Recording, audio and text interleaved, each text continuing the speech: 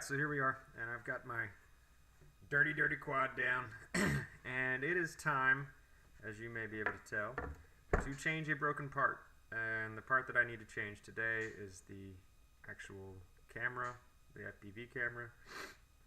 I hit a pole at Mach 3, a steel pole, and it smashed everything loose. I've got the, there was actually a piece that was, you know, the camera bit, the looker, that had fallen out, and it's totally shot. There was just no chance of repair. And that's another thing, is that this frame is really really durable. It totally took all the force that I can give it. So the camera that I'm putting in today is the Air FPV camera. It's whatever brand. It also says Gingian on the back. It's got a OSD switch, which is kind of cool. I don't know how that's going to go out. And then just basic plug-in stuff. What I like the most is that it was really cheap, you know, around 20 bucks, maybe 24. And it's got a lens cap on it. And should be a pretty good field of view. And we'll see how that goes. And in the box, you got the camera and the little mounting deal and a bunch of foam. You get some little spec sheets and some wires and some screws and this cool piece of paper. I don't think there's anything special in here. It's got pictures of their other cameras and whatnot, and just a whole bunch of language.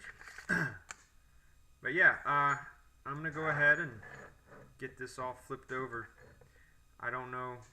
This is a Fox Ear camera, by the way. I'm not sure exactly which model. I got it in the drone box, but it actually looks like this camera is wider than my Fox Ear, so I may be able to take out this little spacer deal that I've got going on. So that's what I'm gonna do.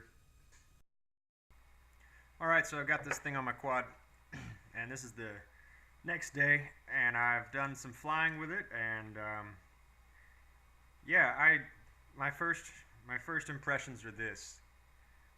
It's definitely different from my Fox Ear. I'm not gonna say what, because I can't tell you. It may be just as simple as the quality overall. I think my Fox Ear had 1,000 TV lines, and this one is boasting 6 or 7. So it could just be that, but I think it's a combination of a lot of things. Like I said something about the size being different from my Fox Ear. This is actually a little bit wider. This is a little bit wider. This actually says it measures 25 millimeters.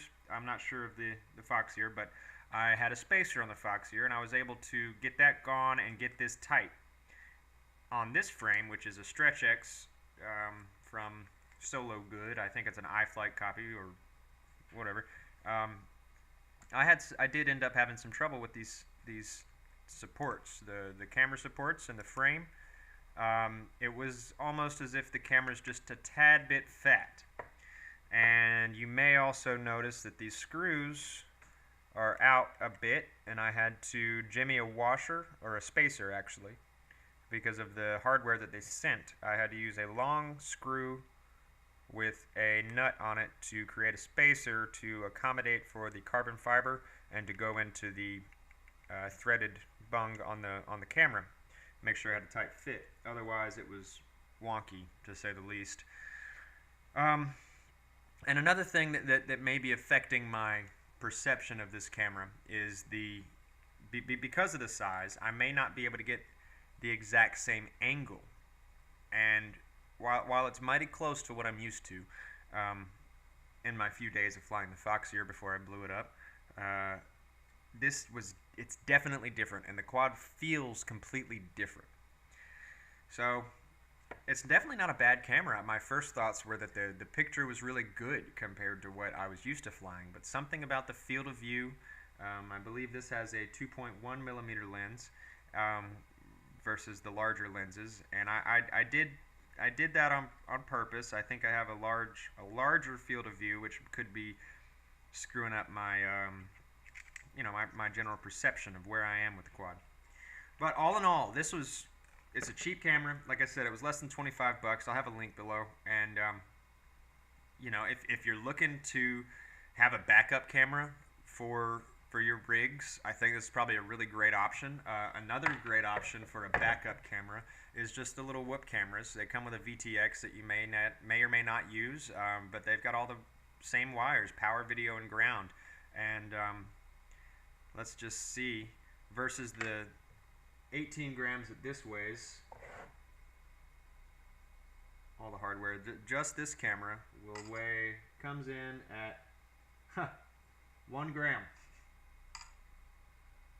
One entire gram versus the 18 grams. So if you're looking for lightweight and stuff, this is really cool, but they're all the way open. This camera, on the other hand, by Air FPV, it's great. It's wonderful. I would suggest it. The only thing that has happened so far is I did take a hit. The camera, not to the camera like before, but I took a crash and I lost my feed. I had to go through a power cycle to get it back, but other than that, I haven't had any issues whatsoever. So there you have it.